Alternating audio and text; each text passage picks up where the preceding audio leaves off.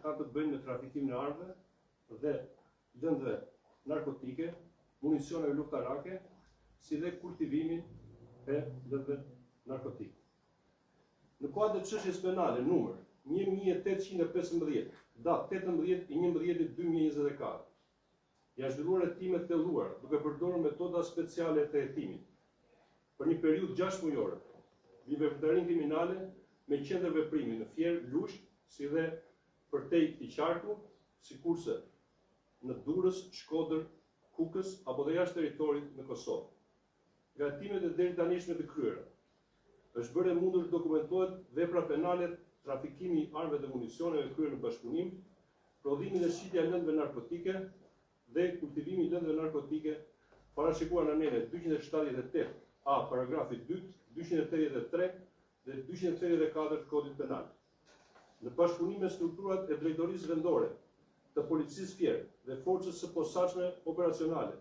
të drejtorisë përgjithshme të policisë shtetit, mbi bazën e urdhrave të ekzekutimit lëshuar nga prokuroria, si dhe për shkak të gjendjes së flagrancës diktuar nga dinamika e hetimeve, janë kryer në datën 2/6/2025 13 kontrolle në ambjente banimi, automjete, magazina dhe sipërfaqe toke, ku janë gjetur dhe sekuestruar prova materiale, po ashtu municione, armë zjarri e tjera, për të cilat me detaje do flas drejtori i policisë Qarkut Fier për pjesën operacionale të këtij operacioni. Në këto kushte është bërë e mundur deri në fazën e hetimit arrestimin flagrant dhe ndalimi i 4 personave me rrezikshmëri të theksuar shoqërore, ndërkohë që vijojnë hetimet për dokumentimin e plotë të ngjarjes dhe identifikimin e vënien para përgjegjësisë penale të personave të tjerë bashkëpunëtor në kryerjen e veprave penale. Personat e ndaluar dhe të arrestuar në flagrancë janë me precedent të mëparshëm penal në fushën e narkotikëve, armëve dhe municioneve. Theksoj se në funksion të këtyre veprave penale prioritare, aktualisht prokuroria Fier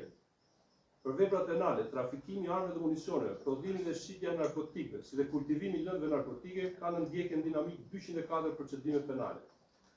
Prokuroria Fier mbetet plotësisht e angazhuar dhe fokusuar në goditjen e trafikëve të paligjshme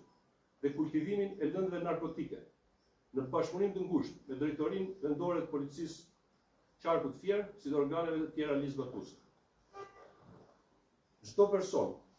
dua të theksoj se çdo person prezumohet i pafajshëm derisa nuk vërtetohet fajësia e tij në vendim gjyqësor në formë shprehje. Për të tjera detaje mbi operacionin e zhvilluar, po ja kaloj fjalën drejtorit të policisë Qarkut, të cilin